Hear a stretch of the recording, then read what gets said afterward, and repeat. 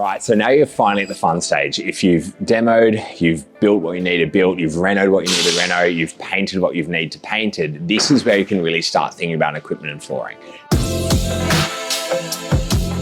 Now, if you've done this right, you've probably already started to explore who you're going to use as your equipment providers, your suppliers for your flooring. And I've got a couple of thoughts on that because we've done this a couple of times. In my first gym, my strategy was a price shop.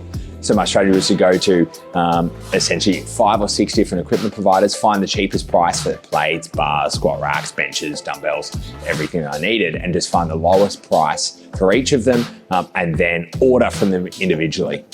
That makes total sense in theory, but it's horrendous in practice. So the first kind of lesson that I would consider when you're deciding on an equipment supply is really deciding on one.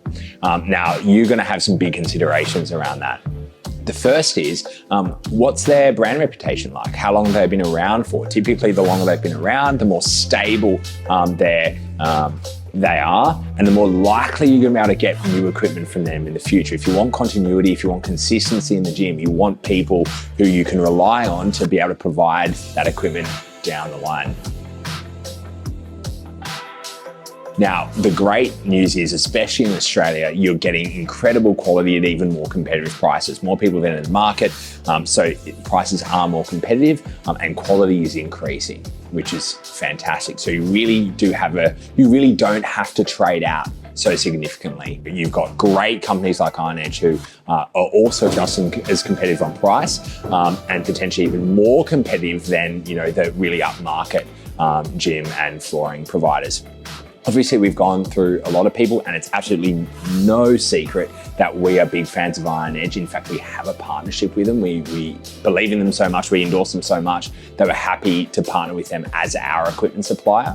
And obviously that has some points for us, but we actually genuinely believe in what they do. They also do things like flooring solutions now. They've got incredible flooring solutions at far more competitive pricing. We've had to spend upwards of 150 grand on flooring before to get quality flooring, seamless flooring with great quality turf. It's 1/5 of that now to work with Iron Edge. And that is a bit of a plug, but honestly, I'm only plugging it because I believe in it and it's going to save you a ton of money. Obviously, Iron Edge are not the only supplier, so do what you want with your supply. The main thing is to choose someone who you can really get the vast majority of your equipment from, because you do want continuity in the equipment. I think it's important from a brand perspective. There's nothing worse than seeing 17 different brands scattered across the gym. It looks like a home garage gym when you do that. I'm sure from your brand reputation standpoint, you probably want to avoid that. So definitely whoever you end up choosing, choose someone who can provide the vast majority of your equipment and go from there. We've obviously spoken a little bit about the style of Athletes Authority, where we're not a fitness first, we're not a Virgin, we're not a large commercial gym that often has huge amounts of pieces in regards to the equipment that's purchased. The equipment we purchase needs to be quite specific to what we do because we don't have a huge footprint that we can sacrifice. So when I'm looking at equipment, I want equipment that's going to be effective, that's going to be high quality, that's going to get the outcome I need, but also that doesn't take up a huge footprint in our facility. So when we look at things like leg extensions and leg curls and leg presses and these type of things, they take up a large footprint in relation to, say, a squat rack that potentially takes up maybe a touch more, but can be used for 1,000 more exercises. When we're looking at what pieces and how we position them, we do need to make sure we protect our space as much as possible because we value jumping, sprinting, these type of things. So when you're looking at setting up a facility, being protective of your space is really important. It's most important to understand that you take your big rocks, fill in the big rock spaces first, and then you can start to have a bit of a look at how it flows and how it works, and you can start layering more pieces in.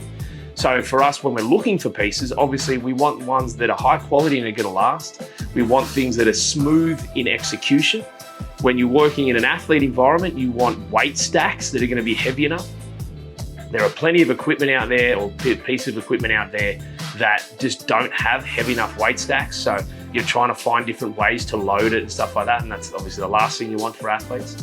And as we mentioned, the ability to utilize pieces in multiple ways is powerful as well. So things like cable machines, obviously power racks, are really versatile. You can use them for a lot of things.